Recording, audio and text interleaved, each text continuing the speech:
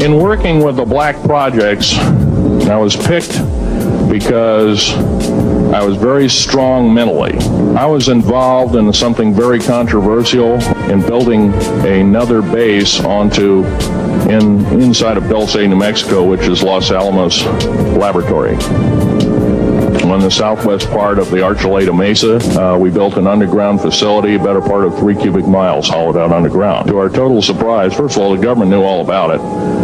They didn't tell anybody. When I saw Green Beret and Black Beret people encamped inside of our geologist camp, I knew something was up. The gig was up. First of all, I knew all about the alien agenda. I'll explain that in a few minutes. The large alien Greys had been encamped there for as best as believed possible about 400 or 500 years. Had been one of their internal bases. And we drilled holes right on top of it. All the stinking air, all the black sooty air came right out as soon as the first hole was sunk, and all this soot came up.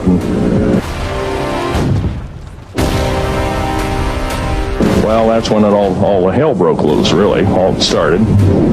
Anyway, after we drilled all 4 holes, it took about 2 days to drill all 4 of them. And when you build an underground base, you drill 4 basic holes, and then you build called stopes or cross-member holes across, and then you use blasting equipment, special blasting equipment by the analyzation of the rock formation, and you literally blast out or tunnel out or deflagrate or melt rock out to build the large rooms that are required for this underground base. Well, in this process, I was lowered down the basket of one of these holes, and about from me to this elderly woman here in the front was sitting a 7-foot-tall alien Gray. The stench was worse than the worst garbage can you can imagine. The person or the entity was absolutely horrible. I didn't waste any time. I reached for my pistol. At that time, as an engineer, I didn't have time to carry all the folderol of one of these big submachine guns that all the sea spray and the yellow fruit and all the outer perimeter and inner perimeter security people carried. I carried a little Walther PPK pistol with a 9-shot clip. This was in late August of 1979. Now, you got a regular suit of clothes, you got a regular clothes on, plus you're in almost like a spacesuit environment, and you're reaching for a gun. It's not the easiest thing to do, and then to pop a clip in it and start shooting. And I killed 2 of them. Yes, they're mortal, and they do die. However, in the process, one of them did this. All I remember is that he just kind of waved his hand in front of his chest, and the next thing I know, this blue beam hit me and just literally opened me up like a fish. And burnt my fingers right off of me, and it was some form of electrical force because the kind of like being hit by a lightning bolt burned all my toenails off of me. Completely crispy crittered my left foot, burnt the shoe right off of me. All I remember was the smoking remains, and I'm still conscious, but in and out of, I didn't remember much. And there was a Green Beret that was right behind me that risked his life. In fact, he died.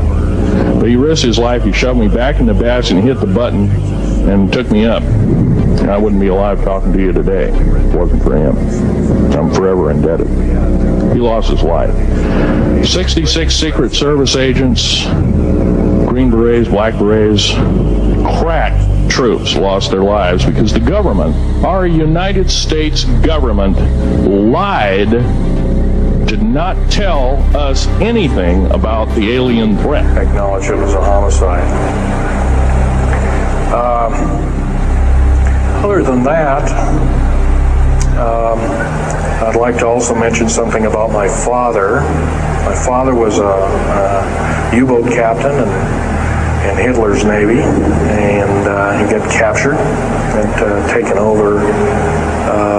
I didn't find this out until about 2 weeks before he died. On his deathbed, he kind of told everybody in total shock. I was one of them.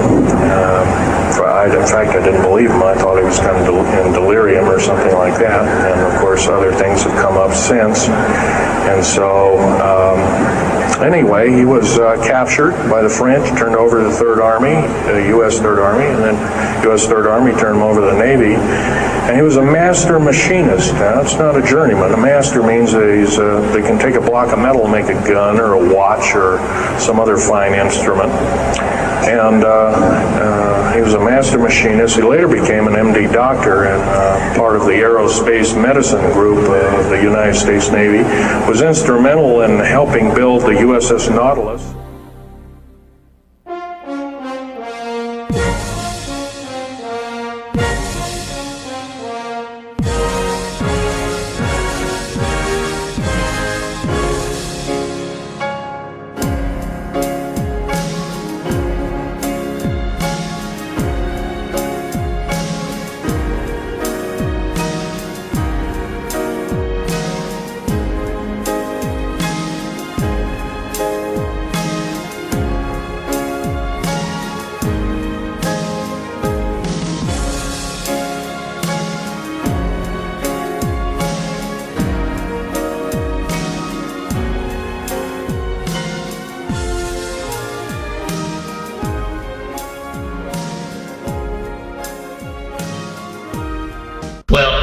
Let me answer this I'll answer this in a couple of parts.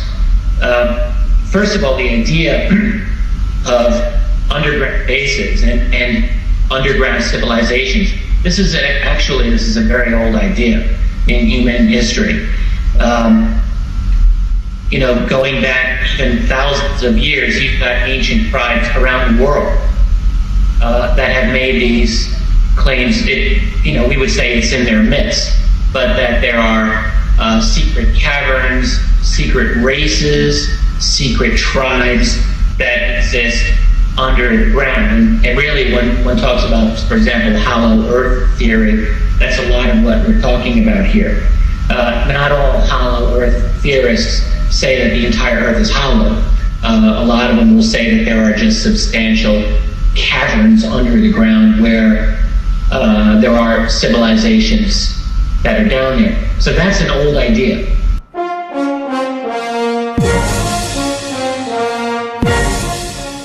You get it in a lot of ancient European and a things small like the Germans island have a nation in tradition. the center of the Mediterranean Sea. Further evidence of the use of advanced technology on Malta can be found underground. In 1902, construction workers, while building the foundation for several houses, accidentally discovered a mysterious underground sanctuary dating to 2500 BC. Called the Hypogeum, the subterranean structure was revealed to be 3 levels deep, all hewn from solid stone. It's been estimated that they removed more than 2,000 tons of stone from these subterranean chambers to create a space that beautifully replicates the temples above ground.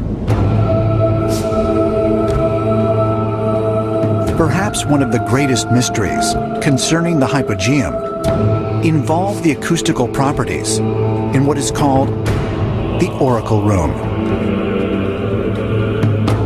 The acoustic properties within this are absolutely extraordinary, because what happens is that if a person is within the Oracle Room, the way that their voice is carried is heard within the whole of the complex. The second part of my talk will be the aliens and the alien agenda. We already touched on that. Old alien bases. And like I said, Bikini Island, according to what was studied after the A-bomb blast, that some of the caves that were infested with out-of-place artifacts dealing with UFOs and other kinds of paraphernalia had rock forming around them, so they had been basically an alien junkyard in shallow seas for probably the better part of 10,000 years. So they've been around, that you might call an old alien base. Dulce, New Mexico is another old alien base. The aliens have probably been here the better part of at least 500,000 and maybe as much as several million years, although I have artifacts here which show. And Native Americans have this tradition. The Tibetans may have the most extensive tradition of this, for all I know. South America traditional tribes have this as well. So that by itself is interesting, and you might ask, why do all of these disparate civilizations have these types of ideas? And I don't have the answer to that, but I can tell that's an old idea. And then, I guess, in terms of military engineering, the Rock of Gibraltar was tunneled out centuries ago by the British. And even going back further than that, the ancient Egyptians did a lot of tunneling thousands of years ago in Egypt. So the provenance of underground tunneling for a wide variety of purposes goes way back in human history. Lies Cappadocia in central Turkey. Here, wind and water have sculpted strange shapes out of the soft volcanic rock. Rock which ancient peoples once turned into small primitive dwellings. In more recent years, the site has seen the construction of more modern structures. But in 1963, a simple home renovation in the town of Derinkuyu led to an extraordinary discovery when a cave wall was opened, revealing a passageway to an underground city thousands of years old and more than 280 feet deep. I've been there on multiple occasions, and it's incredible because there's 13 stories that go deep into the ground with ventilation shafts and 15,000 little shafts that bring air to even the deepest of levels. Incredibly, the number of rock rooms that were found could hold over 20,000 men, women, and children. There was even evidence of religious centers, storerooms, wine presses, and stables for livestock. Oh, Derinkuyu would have been a massive undertaking for anyone, even in modern times, with modern equipment. But in those days, it would have been stupendous. Equal to the pyramids. At Derinkuyu, because of the softness of the stone, you had to be very careful that you provided enough pillar strength to support the floors above. Otherwise, you'd have catastrophic cave-ins. Surprisingly, there's no evidence of any catastrophic cave-ins, so they were apparently extremely clever and knew their material. We're talking deep antiquity. It is mind-boggling to understand how they could have done this. Perhaps they had help from some other civilization. But just who built this massive underground city? And what mysterious force drove them to live underground? Why would people want to live deep underground in these weird caverns like that? It seems kind of scary. But what you really get is in the 20th century, where the Nazis and their predecessors, let's call them the Thule Society, which was a kind of a mystical sect that the Nazis really drew a lot out of in forming their own ideology. The Thule Society was very interested in Tibetan myths about openings into the earth that describes this idea of deep underground tunnels, bases, crisscrossing the world. And since this was a Tibetan idea, we have to assume that the Nazis themselves were familiar with this idea as well. So the idea in the Tibetan tradition, from what I have understood about it, is that there are different races below the surface of the Earth, including reptoid or reptilian races that are supposedly from other worlds.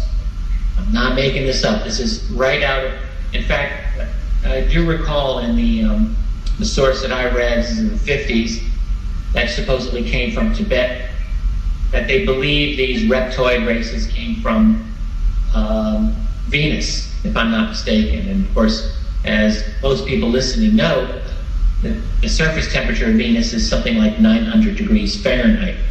So I'm really dubious about race living there. Nonetheless, this is part of the tradition. In more modern times, in the early to mid 20th century, you had the French, of course, who constructed the so-called Maginot Line in eastern France to guard against German invasion. Well, the German invasion happened anyway, and the Maginot Line was not a significant military factor in World War II. The Germans themselves during World War II, and also the Japanese, did a huge amount of underground excavation and construction. There was a military civil engineering organization in the Third Reich called the Todt Organization, T-O-D-T, and it was named after Fritz Todt. Fritz Todt was a brilliant civil engineer. He was the father of the German Autobahn system. During the World War II period, Adolf Hitler asked Fritz Todt to lend his engineering expertise to the military program of the Third Reich, which he did. He established an engineering agency which was called the Todt Organization. Now, Fritz Todt died in a plane crash in 1942 at the height of World War II. And one of his deputies named Xaver Dorsch, X-A-V-E-R-D-O-R-S-C-H, took over control of the agency. And one of the things that Hitler tasked Xaver Dorsch with specifically was to embark on an accelerated program of construction of massive deep underground bases for industrial production, for industrial manufacturing in support of the Third Reich's war effort, which he did. However, the war brought an end to that. So after the war, when the Allies, including the Americans, flooded into German-occupied Europe and into Germany itself, they discovered these underground facilities.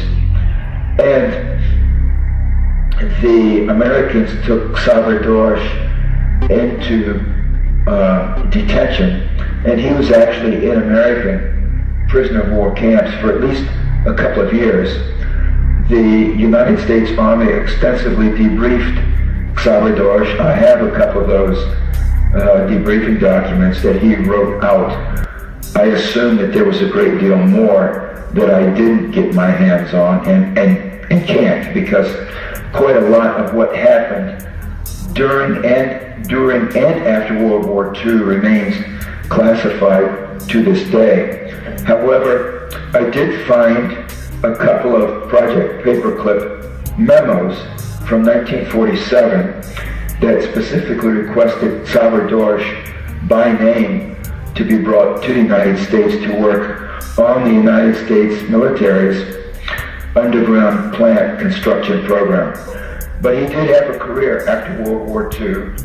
The American military certainly was well aware of who Xaver Dorsch was and his expertise. In his day, he was probably the preeminent authority on underground base construction, whether in Germany or in the United States. And so his services were definitely requested by the United States military after the war, and I suspect that he did come to the United States, but he had a much lower public profile than Werner von Braun, because what the underground base construction program is a very highly secretive and highly secure program that continues to this day. After the war, the United States military embarked on an almost frantic program of deep underground military construction, which continues to this day, and actually my research indicates it continues undersea as well, with underwater bases and tunnels. Lloyd Dulce, the Deputy Director of Engineering and Construction for the United States Army Corps of Engineers, gave a talk at a civil engineering excavation conference at MIT in 1987, where he very plainly spoke about the program of underground construction that the United States military embarked on at the close of World War II. They've never stopped. And in the process of that speech, Dulce said point blank that the United States military has made underground structures, complex, sophisticated underground structures that he cannot discuss publicly, but that are very interesting. So there's no question that the secret underground bases do exist. The United States military has them. Other countries have them as well. And by the way, it's not only the military of the United States or of other countries, who are making these underground and also undersea facilities. Other agencies and organizations do it as well. All that is needed is the requisite will, funding, expert personnel, and technology.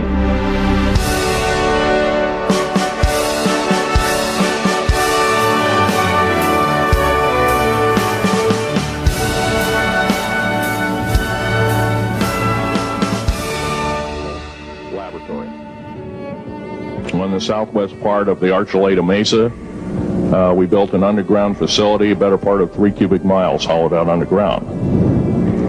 Then to the southwest of that, we were in the process of the early stages of building. We drilled 4 large tunnel-like holes.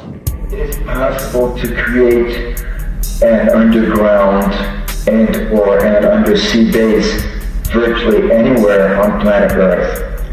One of my expert sources told me, when I asked him the same question you just asked me, he said point blank, it's child's play. It's well within the state of the art of modern civil engineering to make a major underground base a mile deep.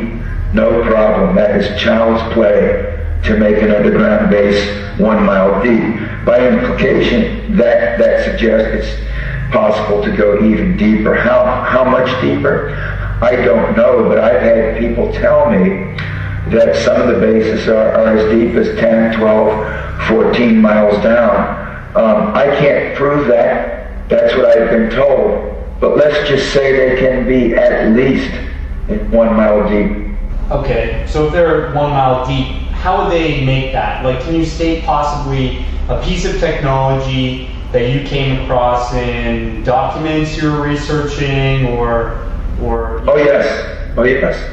Since at least the 1950s, the mining and civil engineering industries have had the capability to sink major shafts straight down 1, even 2 miles or more, and then to tunnel out from the bottom of the shafts, whether for mining purposes or for other purposes, and create tunnel complexes. Well, the most common form is to use very hard cutting heads on the tunnel boring machines that rotate. It would be like a huge version of the drills used in the petroleum industry and natural gas industry to drill very deep underground boreholes. only these would be used mostly, not only, but primarily in a horizontal mode, and would have a far larger diameter. But yes, the cutting edge would use heads and extremely hard metallic alloys that would cut away the rock and gouge their way through. And then behind the cutting head, there is a system of conveyors that take the crushed rock back behind the machine, and it can be carried away down the tunnel, either by conveyors or through a slurry pipe or through narrow gauge railways. All three of these methods are in wide use in the mining industry and underground tunneling industry. I've heard theories of also nuclear-powered drills. Yes, I cite this technology in my first book. These are called submarines, S-U-B-T-E-R-R-E-N-E. Submarines are nuclear-powered. They use a small fission nuclear reactor. The nuclear reactor is contained within a machine. It heats up a reservoir of lithium into a liquid form. The lithium is a metal, by the way, but it's heated up and it's circulated tubing through the cutting edge or cutting face of this nuclear tunnel boring machine. This is as described in the patents. And this in turn causes the head of the machine to heat up to about 16 or 1700 degrees Fahrenheit, which then liquefies the rock face of the tunnel and into a molten state. And because of the pressure, mechanical pressure of the machine as it presses forward the tunnel, it displaces this molten rock and plasters it against the side of the tunnel in a molten vitreous form, so that as the machine moves along, it leaves behind this hot, glassy surface that then cools, and you get a glassy, hard rock glass type of surface to the interior of the tunnel. The research and design was done at Los Alamos National Laboratories back in the 20th century, and right about towards the end of the Vietnam War and coming forward, there was an R&D effort, and there were some patents granted to the research team at Los Alamos. If they are in use, they are being used clandestinely in great secrecy. There are millions of patents, and very, very few of them actually make it to production. A lot of them don't even work. Is there anything that actually says these are real thermonuclear boring machines? I went to Bechtel in Las Vegas, Nevada, and put in subterrane, which is what they called one of these, a subterrane, into their computer system. These are images of the subterrane being tested up at Los Alamos Scientific Laboratories. The actual boring tips get superheated and they melt through solid rock. There's no excavation of materials that are needed. The rock penetrates, cracks, and presses liquid molten glass up through a lining all the way around it.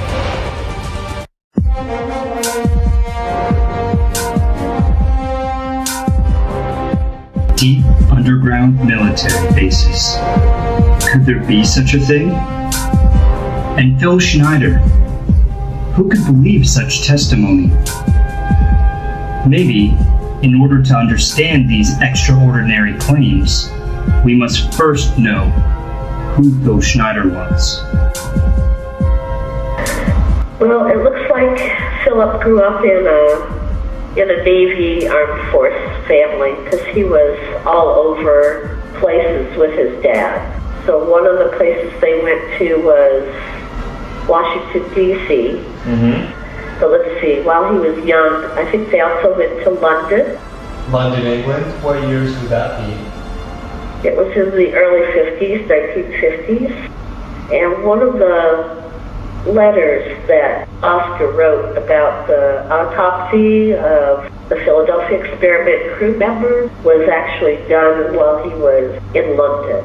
And what happened was one of the crew members died in Virginia, and he was in London at the time, and he came in from London to Virginia to do the autopsy. So he was like the centralized person. No matter where he was, he had to come in and autopsy the bodies when they died.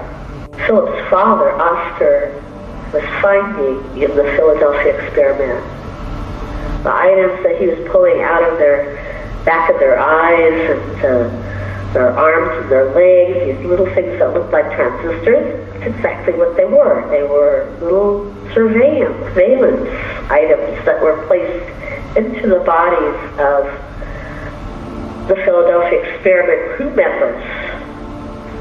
So he was in London, and I think that's when Oscar was working in NATO as well. He was doing a lot of armed force work in NATO. But he kind of knew that his dad was doing a lot of top secret things later on in life. Phil's father, Oscar Otto Schneider, also was involved in government secrecy and black projects. In the 1990s, during Phil Schneider's lecture tour in the United States, he was known to carry many documents and pictures providing evidence to the testimony about certain controversial subjects he was discussing. I have a picture of one of the aliens been working for the United States Pentagon for the last 58 years. His name is Val Valiant Thor. He's right here.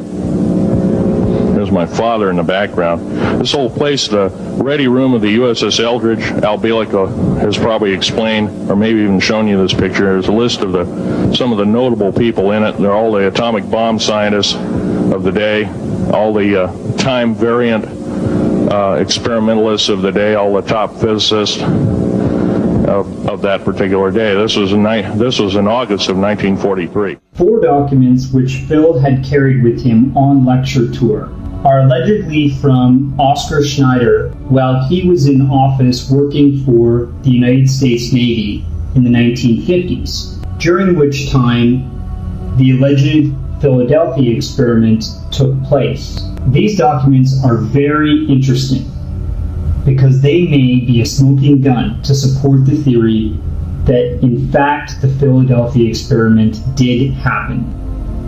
The first document, which you've already seen, details an autopsy report on one of the crew members from the Philadelphia experiment, that is the USS Eldridge.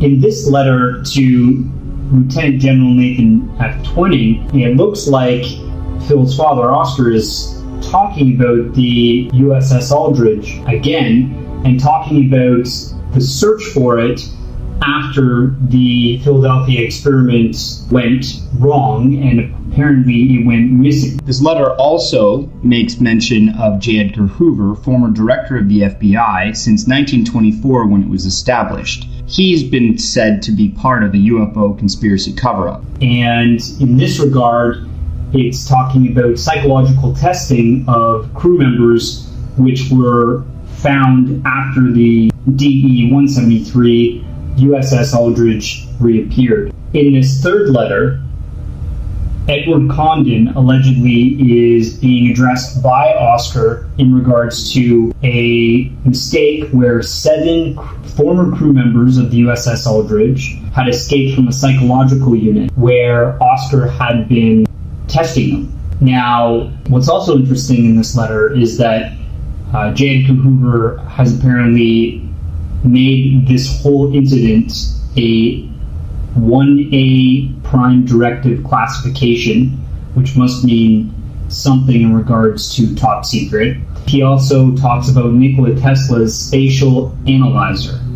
So Nikola Tesla has been indicated from numerous sources as part of the Philadelphia experiment. And furthermore, Condon, again, a very notoriously known UFOlogy debunker, who is most infamously known for writing the Condon Report. In the 4th and final letter, Oscar Schneider writes in regards again to the Philadelphia experiment. And I think it speaks for itself. This is what it says. In consideration of the latent facts, in considering the fate of the USS Thurenseth, DE-173, all ships, personnel, and material must be quarantined absolute until further notice. No exceptions.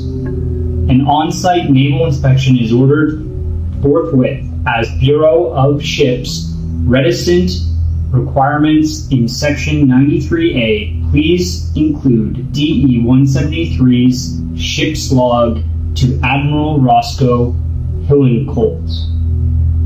USN, consider these and all events of nature above secret. C Class ARH-9, Project Blue Sky. Oscar Schneider, Captain, USN. As Philip grew up, he went to Lincoln High School here in Portland, because I have a transcript of his senior high school. So that was pretty normal, except it does indicate on that transcript that he had an IQ of 163. Now, I know Philip told me that before he had his medical issues, he could speak 11 languages. And I believe that, because he would suddenly, in the middle of the night, sleeping together, he would suddenly start rattling off different languages. And I'm familiar with different languages only because I work with a diverse group at my office for the state of Oregon, where a lot of my coworkers have come from other nations. So this is all though in his sleep, he consciously couldn't remember how to speak those languages, but in his sleep, unconsciously, he could still connect with some of them. There have been 4 years at Duke University.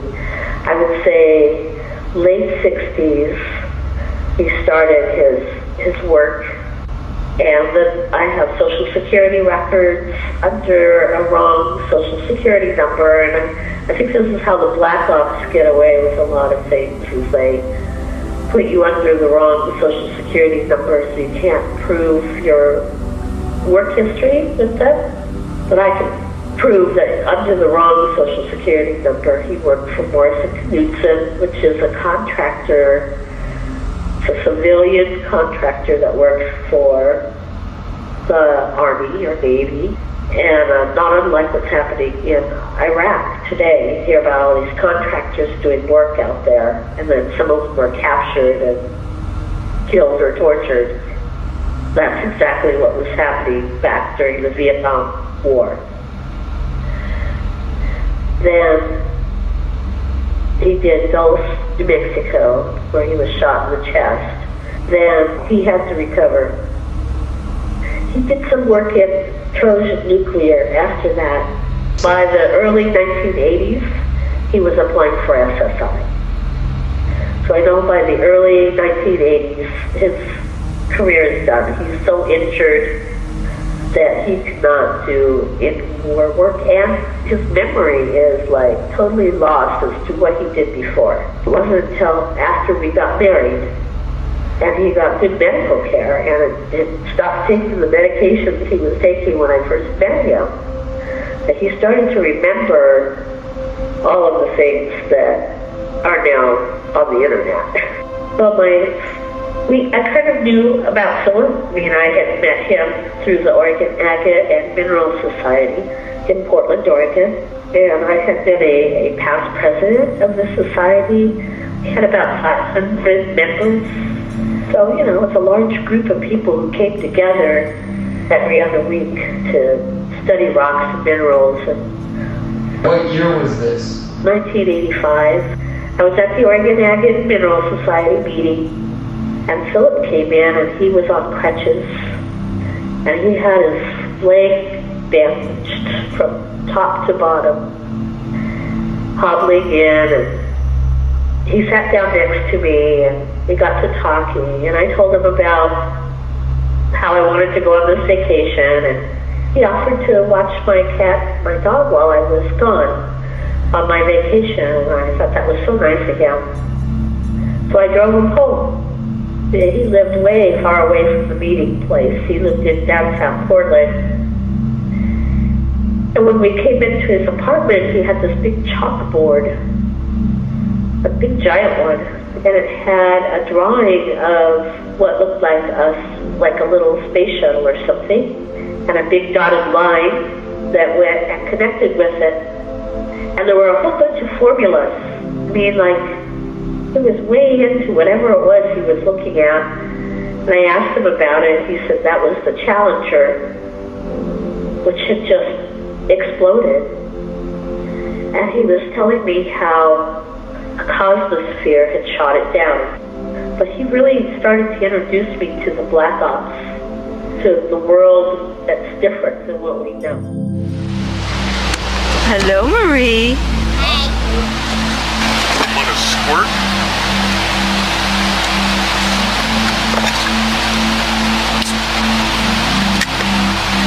Lots of food, soft drink. So tell me when did Phil start telling you about his past and his work? It was soon after I determined that the Dilantin that he was taking was actually killing him rather than helping him. He kept saying that he had to take Dilantin to prevent seizures. But I noticed when he took Dilantin, he would have a seizure. It was the other way around. It was actually killing him. And it was disrupting him emotionally, physically, so much that he didn't have much of a memory of anything in his past.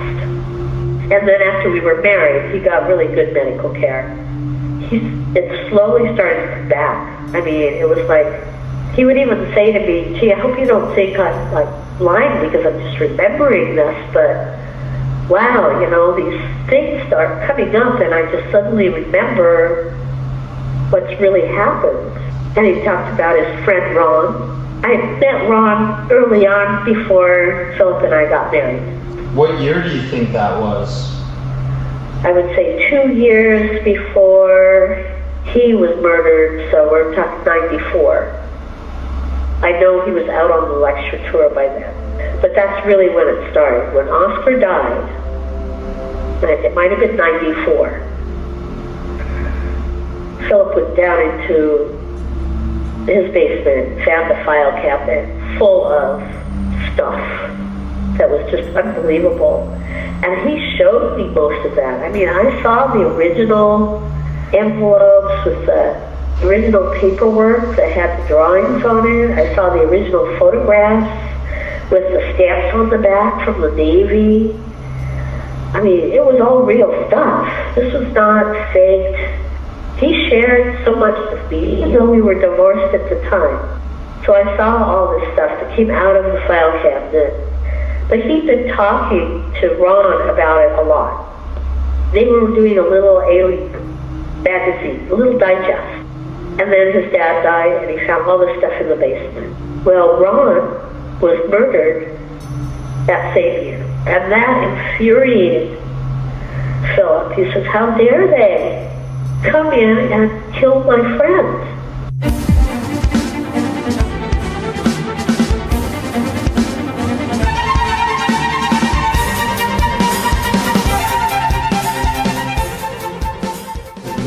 Knudsen or any of these other big companies have anything to do with the construction of these underground facilities? I spent years going through reams of technical documentation from the military-industrial complex.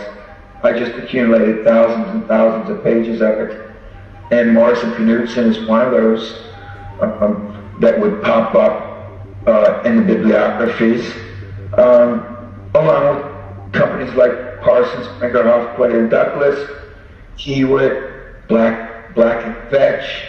You won't easily find this stuff on the internet. I found these documents by going to federal document repositories at major university libraries in the United States and also to federal agency document repositories.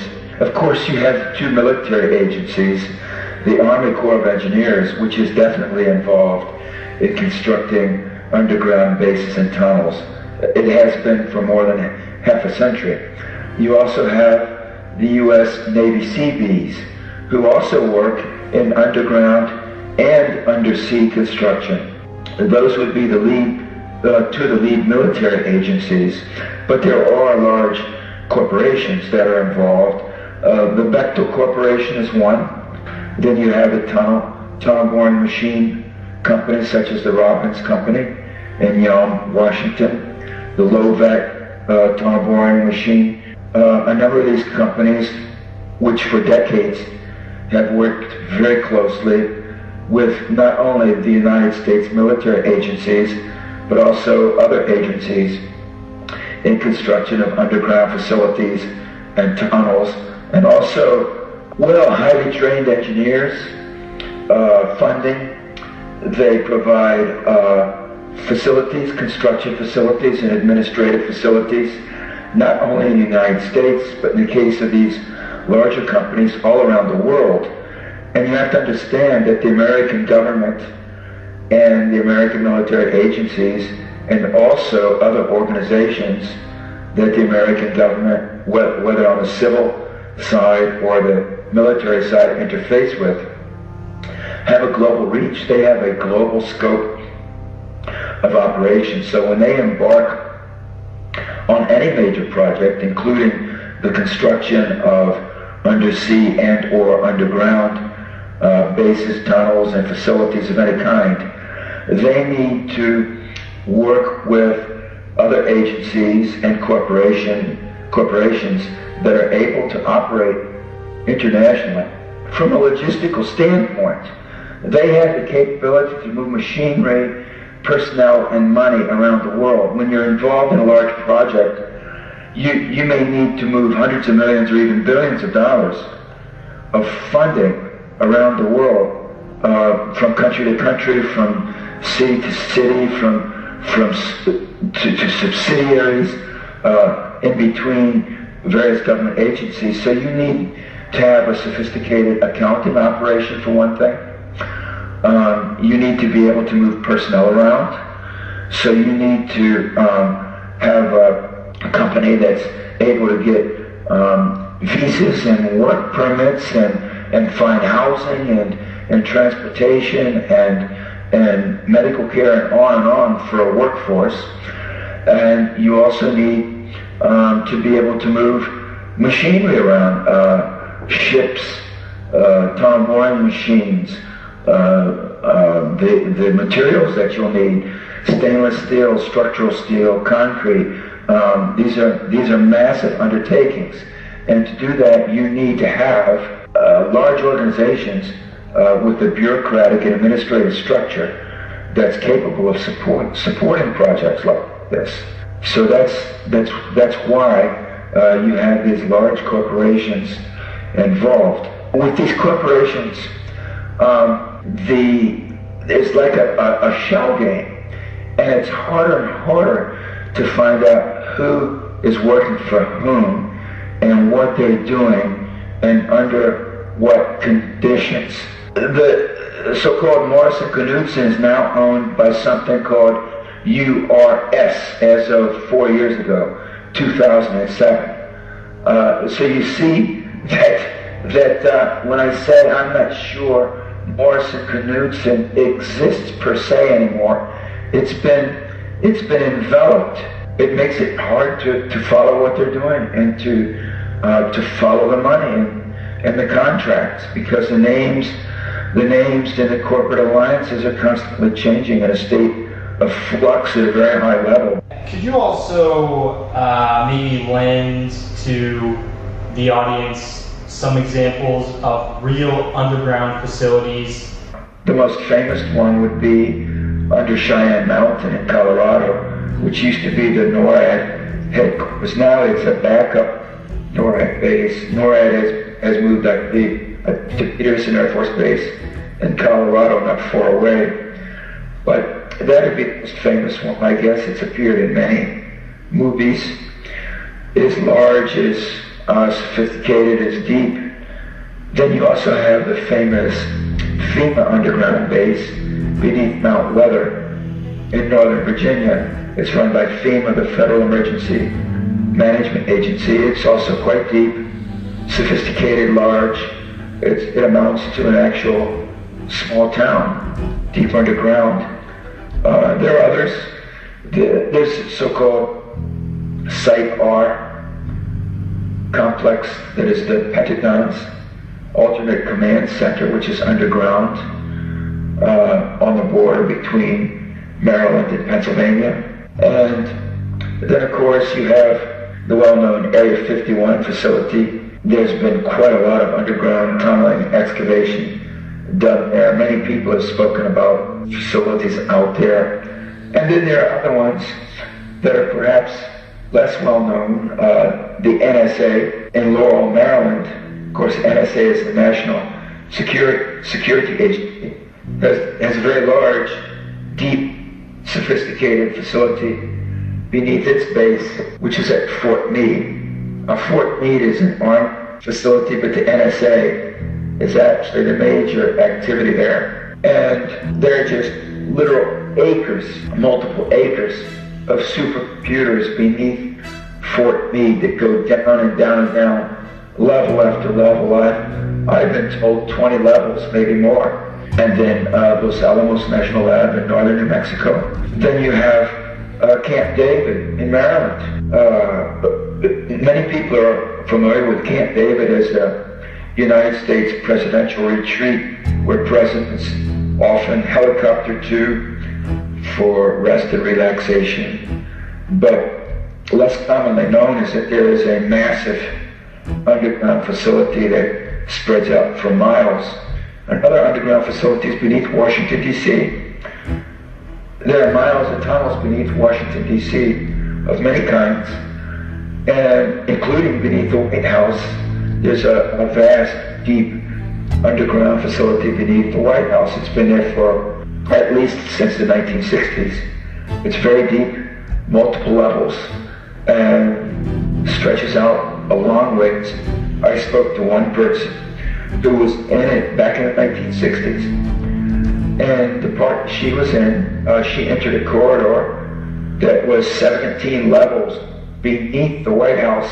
Could you name like a underground military base that the United States has built in another country? Well, for example, in the run-up to the first war against Iraq, Bechtel built 3 deeply buried, sophisticated underground facilities in Saudi Arabia. They were used during the war, the first war.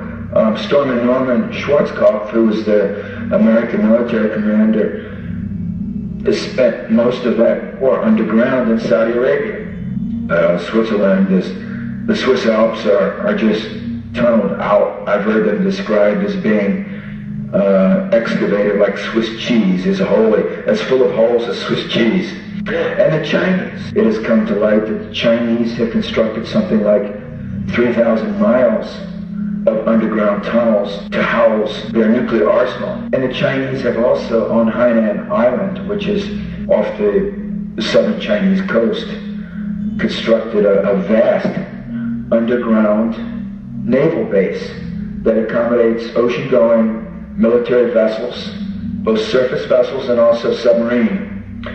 The Chinese bring submarines from the China Sea into this underground base on shore, and they bring the submarines in underwater through massive underwater tunnels.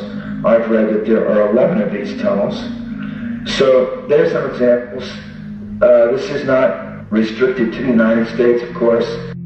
What's the point? Well, what's the benefit of building all of these bases in and around the world? What is it for? Is it for keeping things secret? And what are they keeping secret? Is it for keeping things away from the public? And then, is it also for protection in some way? Could you elaborate on that? Yes to all of that. All of those are considerations. The motivation for going deep underground and or deep undersea is often driven by concerns of security and secrecy. Weapons production and storage happens underground, whether for nuclear weapons or other kinds. This has been going on ever since the World War II period. You also have scientific research facilities underground. The CERN Super Collider on the border of Switzerland and France would be a good example. That one is very much publicly known and discussed. There are other underground research facilities, including like Area 51 and elsewhere, that operate much more out of the public eye. There are many rumors about clandestine extraterrestrial facilities, both underground and undersea, and a growing number of people have come forward over the years with anecdotal accounts of having seen and or been taken into such facilities by a variety of reasons, both by extraterrestrials and also by shadowy elements of the United States military, by clandestine units. I do take these stories seriously. I do believe that these types of facilities exist. What are the reasons that they would be here and underground? Again, for secrecy, for security, and for purposes of communication, command, and control. The same reasons that the United States military builds underground bases.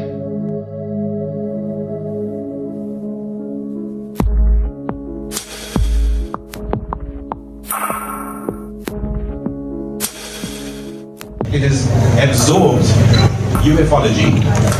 It has absorbed all the other disciplines: paleoanthropology, paleoarchaeology, astrobiology, mythology.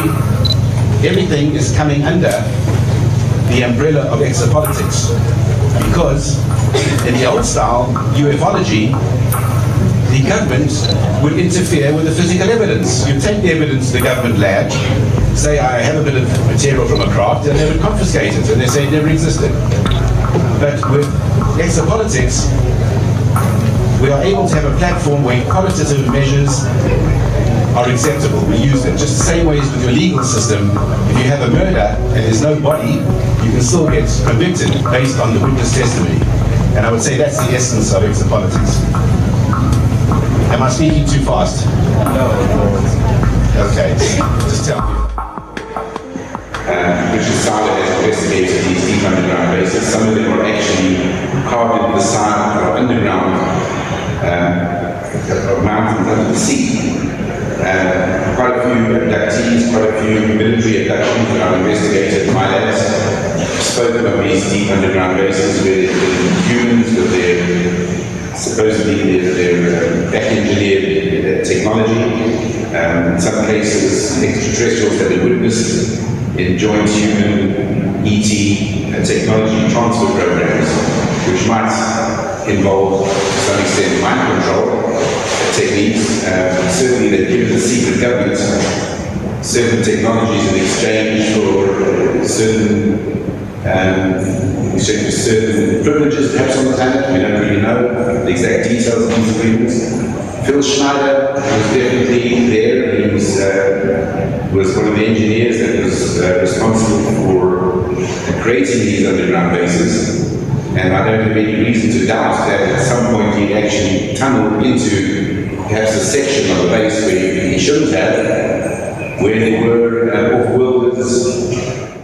And of course, when you have somebody from the outside coming into direct contact with these beings under the ground who have their own hierarchies, it leads to some sort of conflict. Now, I have no doubt that some kind of shootout took place. I mean, we know Phil Schneider has actually shown me severe wounds, cuts down his chest, down his stomach, his hands.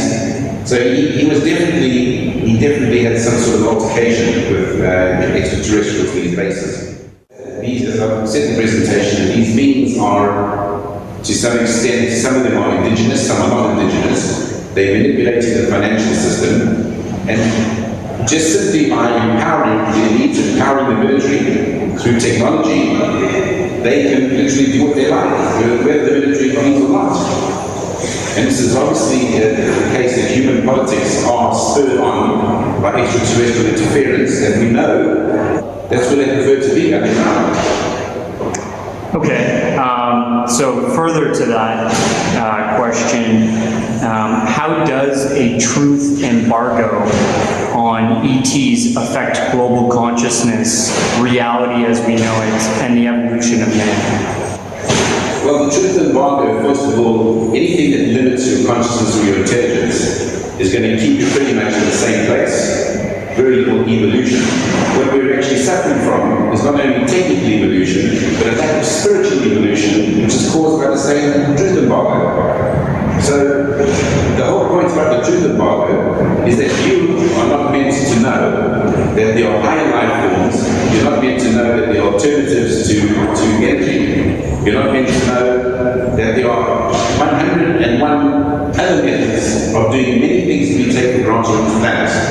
And as long as you're kept in the dark, you're not aware of these other technologies, you will continue to benefit from the pockets of the elites who expect you to go out and spend your money on oil and fuel and pay through the nose. Everything you do on this planet, you buy an orange, that orange is going to be cultivated, it takes energy, it's going to be picked, it takes energy, it's going to be packed, it takes energy, it's going to be shipped, it takes energy. When you get it, you take it home, it takes energy. So everything is revolving around oil. They don't want you to know that oil is not necessary. It's a multi-zillion, quadrillion industry. And they kill for it. Because we are not aware of 99.9% of our reality. We're only aware, as I said to you in my talk about the politics of ontology, as Dr. John Mack said, the Harvard psychiatrist. Our reality is determined by a handful of people using those pillars of the worldview I explained to you as the education system, financial system, the military-industrial complex, the intelligence operatives, etc. They're determining what's true, what's not true, what's real, what's not real. They make the press, who totally failed us, that's another pillar of the worldview, ridicule the subject. And yet, we know it's totally true. You've seen at this conference, everybody is like most of the people that see UFOs themselves.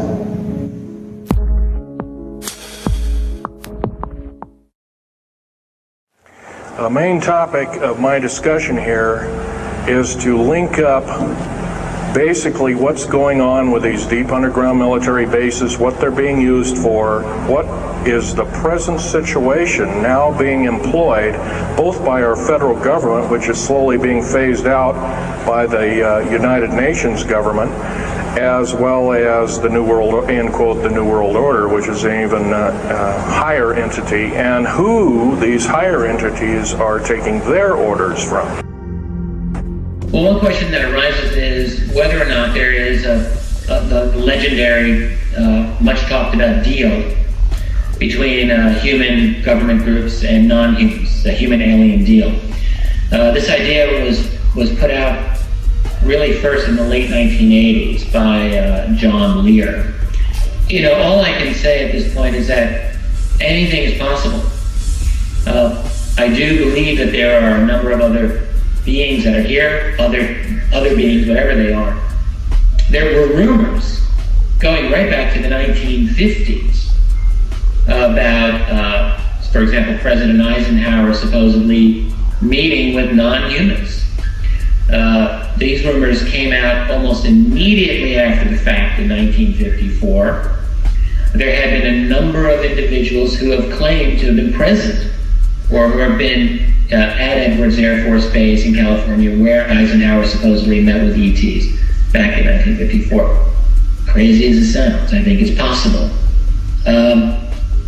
So if that is possible, is it then possible that such a deal went wrong? For example, what would the deal have included? It could have included we humans getting certain technologies and knowledge from them in exchange for them having the ability to do certain things in our society without us giving them acid for it. For them having a permanent base somewhere, maybe in Nevada. For them, every now and then, taking a human being to examine them, but then returning them. This is the claim of the human-alien deal. And the claim, furthermore, is that we learned during the 70s and 80s that they were not abiding by their agreement. That they were taking humans, not telling us, not telling the human government, and so forth. None of this, I have any idea if this is true or not. I have no idea. I try to deal with facts, I try to deal with confirmed data. This is not confirmed. You gotta keep it open. What I would say is that it would very much be in the interest of a visiting race to make a deal with the U.S. government. Why not? Sure, they might be able to wipe us out if they felt like it, but maybe that's too much of a hassle for them. Maybe it's just a lot easier to deal with the local governing power. And so it would make sense to make an arrangement with the local strongman, which would be the U.S. military, U.S. government. And if you really want to get, subterranean here, so to speak, there would be a lot of benefit from a visiting race of extraterrestrials to exploit Earth and humanity to the max. A lot of folks in this field believe that any visiting ET race would, by their nature, be peaceful and nonviolent. I never agreed with this. I don't understand at all why, just because you have better technology, then that means you're nicer. You can be just as exploitative. Look at human history. We've got great technology these days. It doesn't mean we're any less exploitative than people were 5,000 years ago. Where would they be? Well, look, if you come from someplace that's not here, really makes sense, doesn't it, to create a secure environment for yourself, probably under the ground. It's the best place to be. Think about it. If you evolved in an environment that's different from Earth, we humans, we belong here. We are used to the specific solar radiation that we get. We're used to the microbes that live here on Earth with us. The specific, all the features of planet Earth are suitable for human beings. They may not be as suitable for some other type of species that didn't come from here. When I go through the various witness reports, alleged reports of encounters that people have had with these other entities, that also reinforces my opinion that we're dealing with multiple groups. So at this point in the game, my working assumption is that humanity right now is interacting really on a covert basis with multiple highly intelligent non-human groups that are here. And they're here for purposes that might very well be quite varied. It's not necessarily the case that they all have one agenda.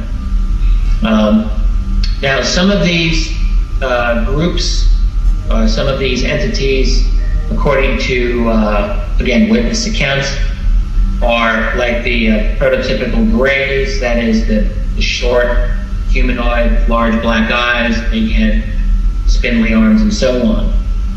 Another type of non-human that's been discussed are reptoid types, that is, large, kind of intimidating reptilian creatures.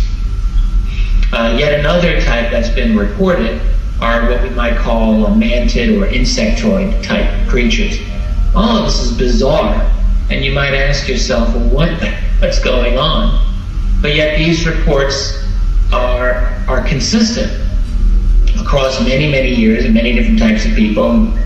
Some who are utterly ignorant of the lore or of the literature about this, and they still report these sane, ordinary people.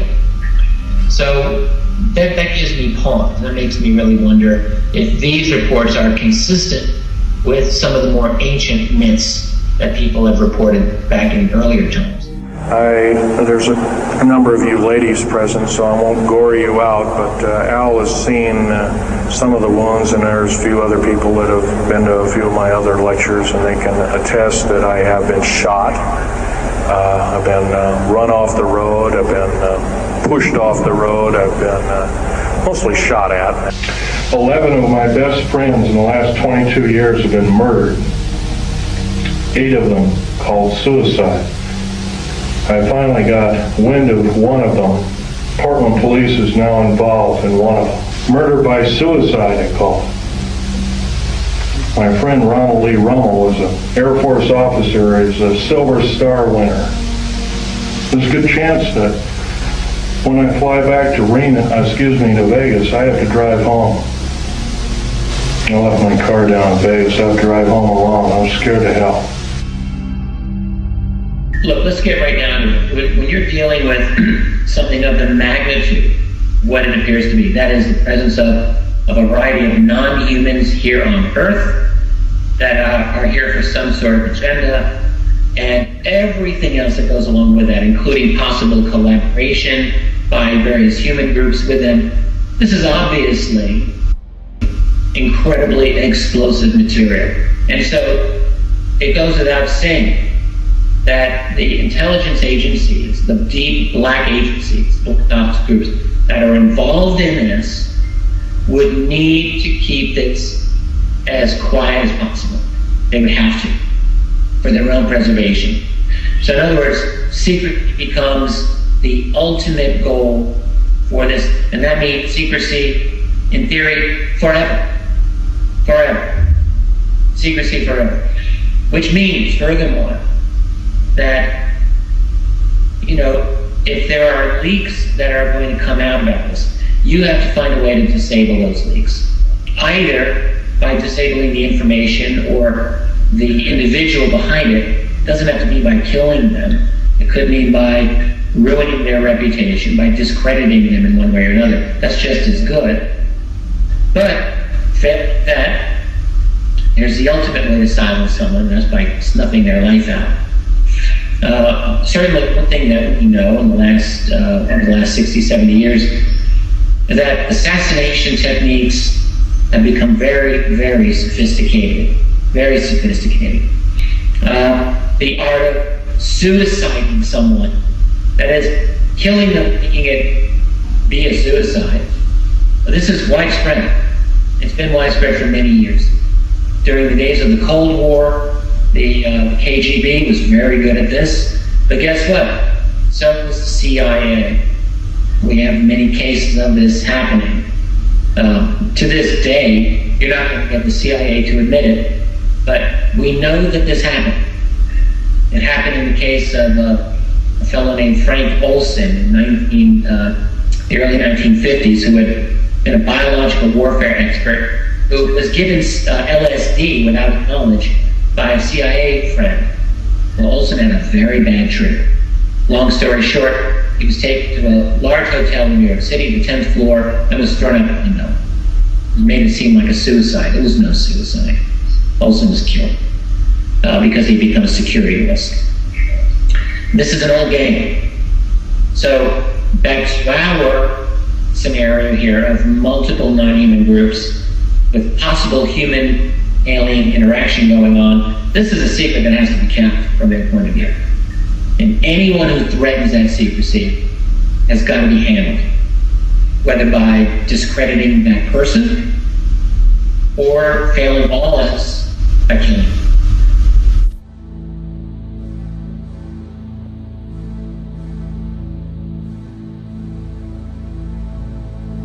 This is an account of Phil's death, a case which reeks of suspicion, disregard, and neglect of duty.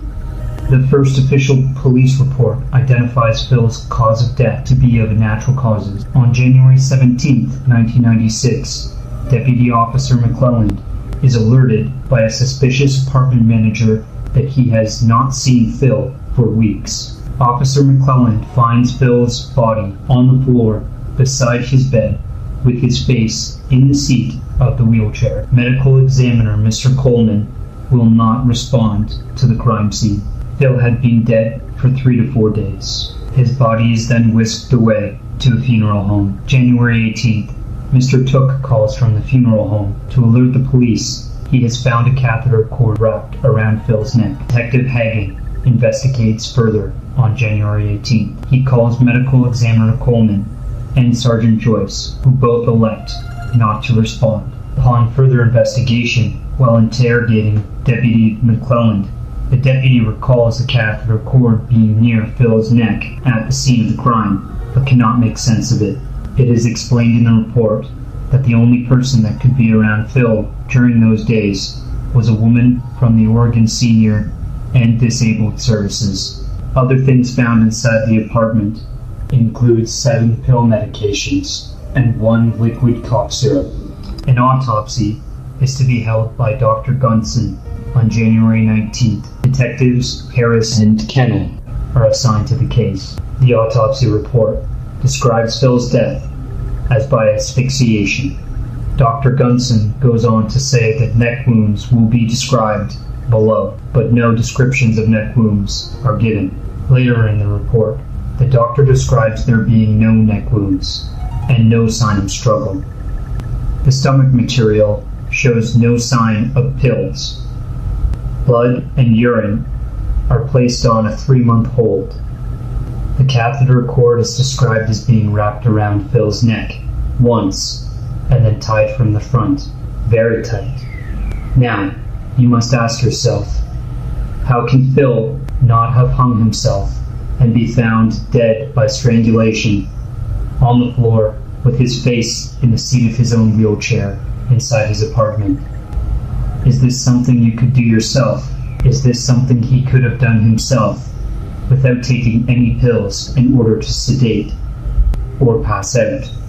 Even worse, the blood and urine that was put on a 3-month hold is reported by Dr. Gunson to Cynthia as being further on hold for 1 year. When Cynthia follows up after a year, they are said to be lost, so there is no way to prove that Phil was knocked out by any chemicals. So what do we have here?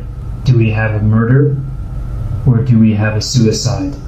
On January 19th, the case is closed. Phil's death has been changed to death by suicide. This is further indicated in his death certificate. Something of more suspicion in regards to the news of his death, maybe in order to further cover it up. An obituary is given to the newspaper, not by Cynthia, and it states that Phil Schneider had died by natural causes. This is it, dudes. This is what we came to see. No Navy planes that we could see. There were no jets, no planes of any kind, no helicopters. We did see something, in fact, we did see something right around 5:45. And around 5:50, that's when we saw the first saucer come out of Area 51. Right. It stayed around for about 10 minutes. Yep. And then it went back down. Right. And then the other two came out. We thought they were trucks. We did. We really did. We had no sense whatsoever. Well, that's now. Well, call Georgie. He wrote a number of interesting articles called Alien Digest. His death was called a suicide. It's now being reinvestigated as a homicide. 2 of 3 people have been implicated. One was got 2 in custody. One was an NSA and one was a TF fellow, or they were retired. And they didn't like what this person was doing, and so I guess they decided to get rid of me. He's my best friend I grew up in. I knew him for the better part of 30 years. He's about the most honest person. He came clean with everything. If he didn't know 100%, he didn't talk about it. Author Ron Rummel was about to publish a book revealing what he believed to be the real purpose of the Star Wars project when his body was found here in Maclay Park in Portland, Oregon. His death was ruled suicide, but few agree with that verdict. As far as the police and the FBI are concerned, it's case closed. Unfortunately, there's the shocking thing that his murderer, I believe his murderer, is still out there at large. Why is it you're speaking out? There have been enough lives taken under the premise of suicide when they were actually very stable individuals. They had families and they had lives to look forward to, and they had every reason to live. And if there is some form of conspiracy out there, then the more people that are talking might end up saving lives in the long run. Probably the reason I got shot to pieces and 11 attempts on my life is I am a direct threat to the entire system. The New World Order, the alien agenda is one and the same. It's world takeover and the decimation of the population of this planet.